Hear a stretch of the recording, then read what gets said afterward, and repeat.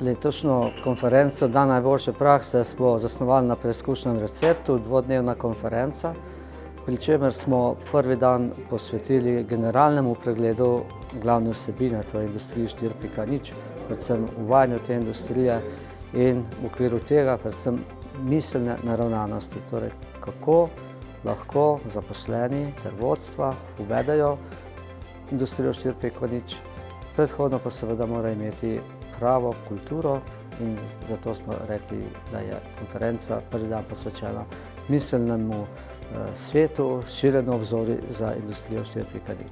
Mi smo digitalizacijo oziroma ta megatrend digitalizacije vzeli zares.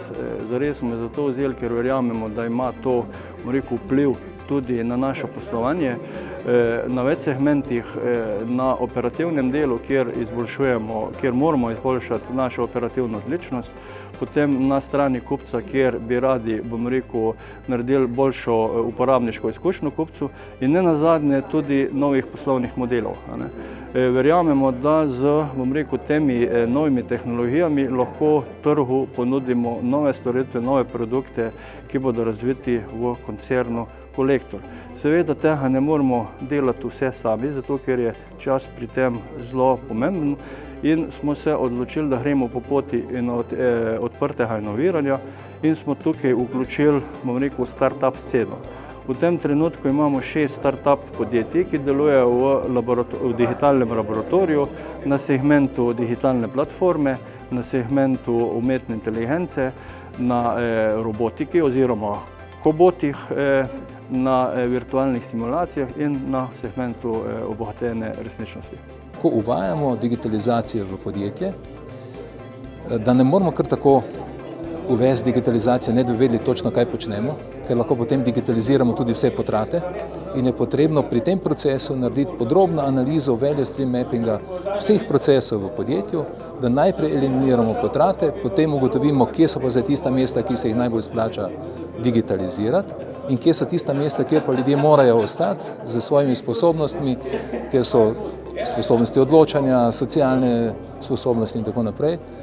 No in tu pa je klasični, tradicionalni in v bistvu podpora digitalizaciji. Letos smo temu recimo splošnemu izmenjevalnemu delu dobrih praks dodali še delavnice po metodi design thinkinga, imenovali smo jih celo tržnice izmenjave dobrih praks, kajti tisti, ki imajo prakse, trgujejo s tistimi, ki jih nimajo. Vse skupaj pa je bilo vodeno po metodi design thinkinga, pod profesionalnim vodstvom eksperta, sicer Slovenca, vendar zaposlenega v Nemčiji in je res profesionalec. Glavni namen design thinking delavnic je to, da postavimo uporabnika v sam center.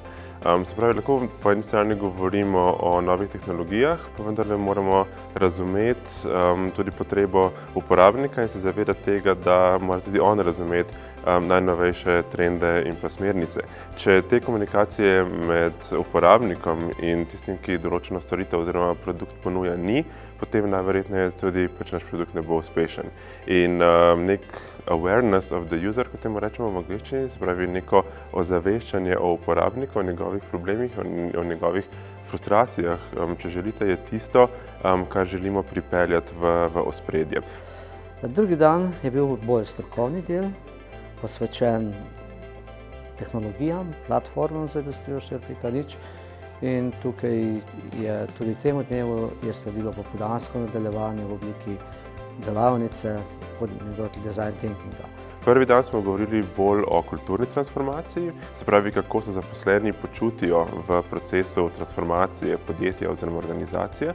V drugem delu pa govorimo bolj o pametni tovarni, o problemih, ki nastajajo med posameznimi deležniki in seveda z ekspertizo vseh, ki so na delavnici prisotni, poskušamo poiskati rešitve, ki bi te kritične točke odpravile ali pa celo nadgradile. Lahko pa rečem, da je letošnja konferenca postavila pred organizatorja eno vprašanje, kako naprej. In sicer, ali ohranimo konferenco kot konferenco, na kateri pričakujemo 100 ali več udeležencev in je seveda to druga zasnova, ali pa to konferenco zmanjšamo, vabimo tam nekje do 50 udeležencev in jih dejansko res ciljno že vnaprej napotimo glede na segmente njihovega interesa. To je organizacijski zalogaj, ki je pred nami.